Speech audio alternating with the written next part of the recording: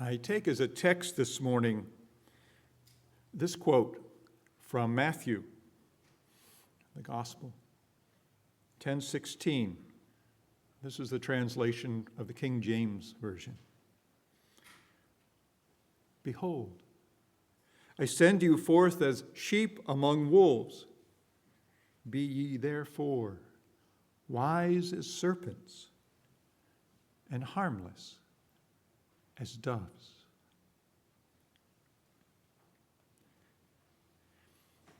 In this time of degeneration, when the people with political power are instituting practices of oppression like those used by the Roman Empire, we are witnessing the values central to Unitarian Universalism being crucified in cruel public displays of raw power.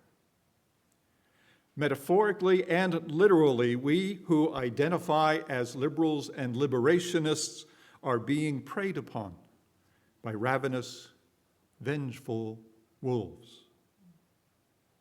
How do we, as a religious community, go forward when the winds of power threaten to snuff out our sacred flame?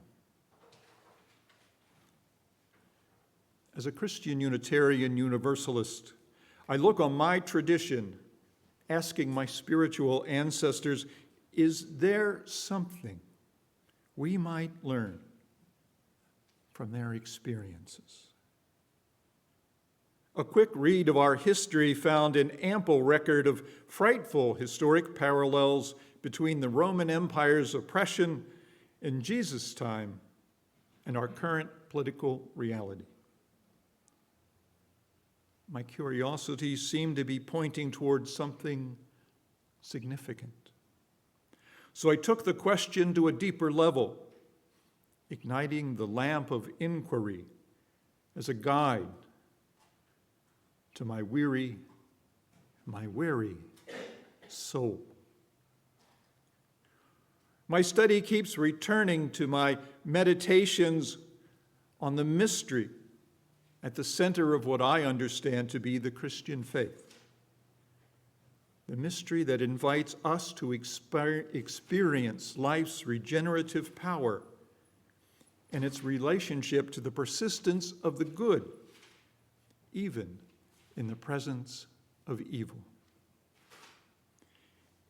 Is there, entombed within the Christian stories, good news for us? Have the gospel carried a spiritual wisdom that waits for our rediscovery? One that can offer a way forward when the tide of human caring appears to be in a full ebb. This morning I am sharing some gleanings from my inquiry into this somewhat opaque, perhaps even mystical counsel, this one preserved in the serpents and doves texts.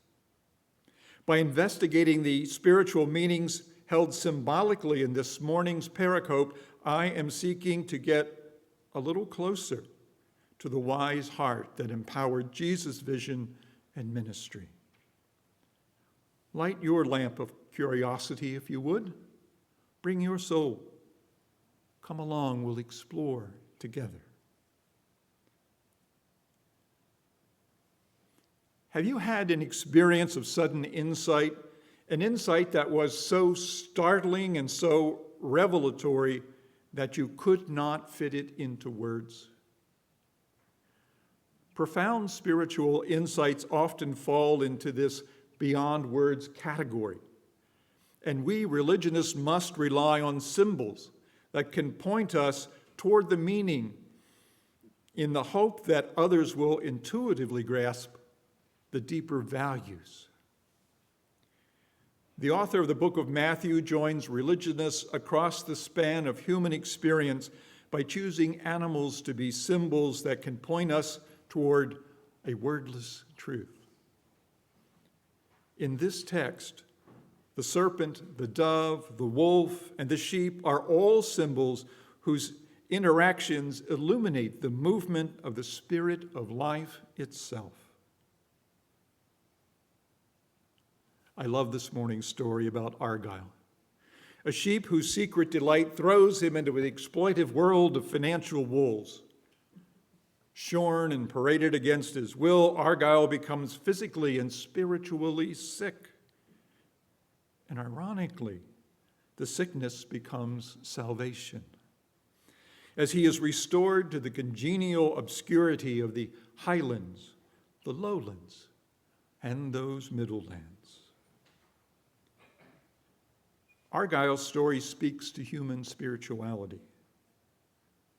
Now, I know a number of Unitarian Universalists would protest against the invitation to imitate the sheep. We are historically a bit more independent, head-butting goat kinds. But could we expand our repertoire of spiritual animals to include the sheep in our Unitarian Universalist fold? The writers of the King James Version settled on harmless as the descriptor of doves.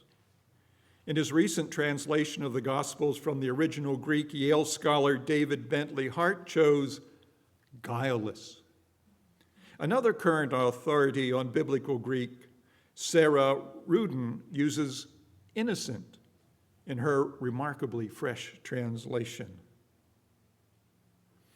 Wasn't Argyle harmless, guileless, innocent amid all of that human bedlam?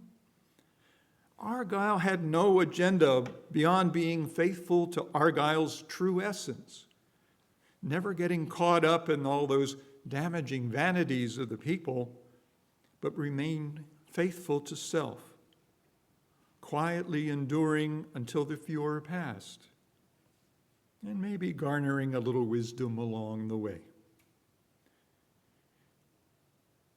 The ability to be in the presence of one's tormentors and remain grounded in the peace of one's true nature was and is a Christian value.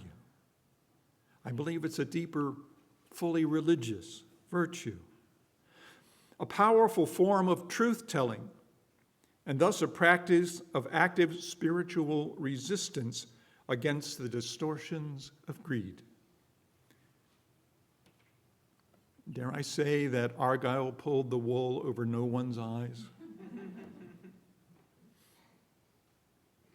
Argyle's guilelessness became a mirror, offering to those willing to see their self-imposed blindness to the beauty of Argyle's true nature. And thus they were blinded to their own true beauty. Despite the callous handling, Argyle harms no one.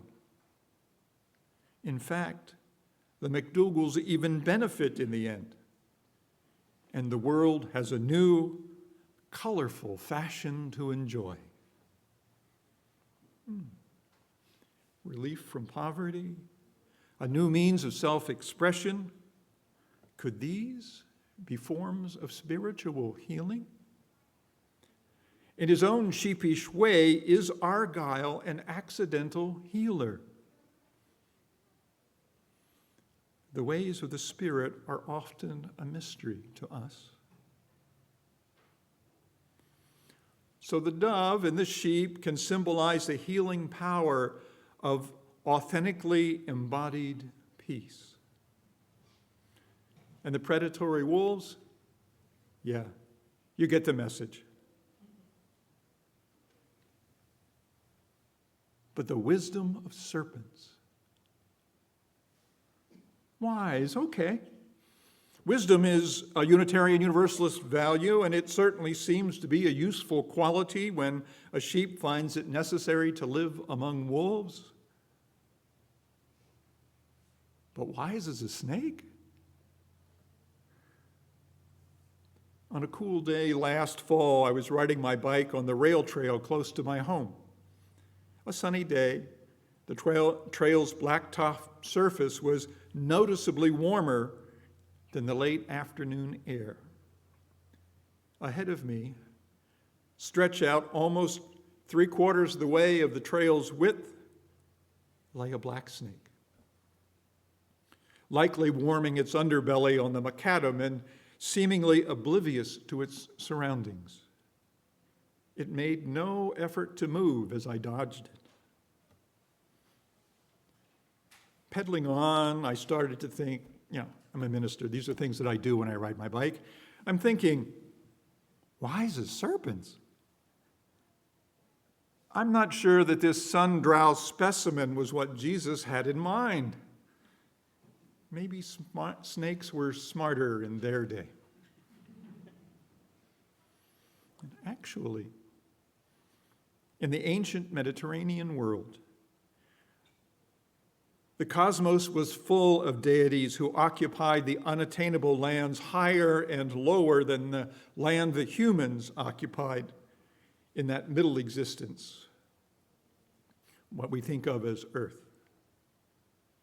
In their cosmic ecology, snakes were believed to be bearers of wisdom. You see, serpents had this uncanny ability to move between the surface mortal realm and the underworld realm of the gods, where they could receive messages of divine wisdom and carry them back to the surface world. The symbol on my stole this morning is the rod of Asclepius. Asclepius was a renowned physician in ancient Greece. So renowned, in fact, that he was elevated to the status of a god in the Greek pantheon. This morning's cover art, Asclepius is that long piece in the middle. You'll see the snake entwined around his staff. The staff is entwined by a serpent. Ancient Greeks who suffered from incurable illnesses would travel to healing temples called Asclepions, where they would be placed under the care of priests and would sleep in special alcoves to await a message bearing healing guidance from one of the gods. Some Asclepions were located in areas with caves and openings in the ground, and holy seekers believed that being touched by a snake while sleeping was fortuitous. Yeah, I know. But then, they thought it was great because they believed that a healing dream had been delivered, and thus they would be delivered. Please understand, I am not encouraging anyone to take a nap in a snake-infested area. Rather, I am suggesting that in these days, when we must go about as sheep among wolves, when our minds are fevered and our souls are sickened by all that we cannot save, we need to seek a healing wisdom deeper than our own. Sickness, both individual and collective, were understood as spiritual problems in the ancient world. Healing, then, must come through the human soul, whose movements and passions we experience as spirituality. Soul work offers us access to a deeper, eternal wisdom from which we, like the ancients before us, can draw the restorative energies of comfort and meaning, as well as the regenerative seeds of inspiration. I name these energies spiritual medicines, and I understand them as elements of the wisdom of God. And I believe that Jesus and their followers had an astonishing level of access to this rich, divine resource. The soul speaks to us in the language of divine symbols, and any study of religious art quickly reveals that the mysterious powers of the divine are represented not only by animals, but by natural elements, like the sky and the earth. Sky spirituality is traditionally associated with thinking, with principles, with illumination, the thought-centered, heady dimensions of religions. If we study Christianity's use of natural elements as symbols for the holy, we see the image of the dove and recognize it as a symbol of sky spirituality. Earth spirituality is associated with the rich loam of human experience from which the seeds of life emerge, and it manifests as that hard to describe, instinctive gut-level way of knowing that is often the compassionate inspiration for prophecy. Earth spirituality is the power of the underworld. It is the wisdom of the root and the burrower, of stone and a cavern. And ultimately, were we to be brave and delve deep enough, we encounter the deep power of transformation that remakes the continents of our lives into new worlds, new ways of being. Have you heard the rumbling? Have you felt the tremors of a world in transformation? Yeah, they're real. When we bring them together, the dove and the serpent symbolize the sacred harmonizing of heaven and earth. That is the symbolic foundation on which the Christian story rises. Jesus was initiated into sky spirituality when that dove descended as they emerged from the baptismal waters. Jesus gained access to wisdom of the underworld through the portal of the Easter tomb, an earth spirituality symbol. In the spiritual symbolism of the risen Christ, the mystic finds expression for the metaphorical union of earth and sky in the souls of all living people. This union possesses the power to revive the wounded soul and to heal the brokenness of the human world. It was this longing for wholeness amid the brutal fracturing of a traumatized and traumatizing society that animated Jesus and the people who followed their way. In this morning's story, our symbolic protagonist, Argyle, found this harmonization in the sheep's paradise, roving amid the lowlands, the highlands, and those middle lands. Spiritually, we are most alive when the dark healing way of the serpent's subterranean realm commingles, balances, and enriches the healing light of the dove's heaven, strengthening personal and communal spiritual ecologies for the work of restoration and especially for regeneration. If there is a great imbalance and radical decay in our world, then it is essential to consider reimagining our religion in ways that open us to underutilized, even untapped resources, spiritual resources, especially those ways of knowing that have been consigned to the misty shadows of our awareness. These will be the spiritual resources that bring us into contact with new and healing dreams.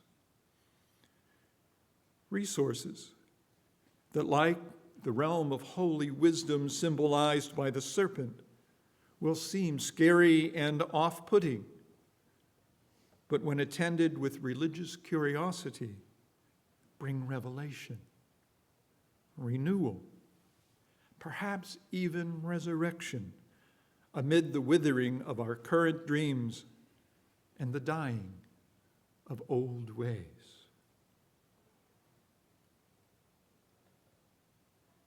long-sought treasure of holy healing wisdom lies entombed in this congregation's soul, waiting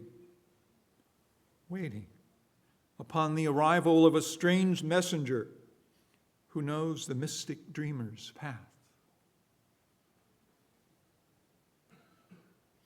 As we prepare to return to the world outside these sacred walls, let us go as sheep among many wolves, guileless in all of our dealings. And may we bear the wisdom of serpents, bear divine dreams, bringing healing to each other, so that healing remains possible in this world. May it be so. Blessed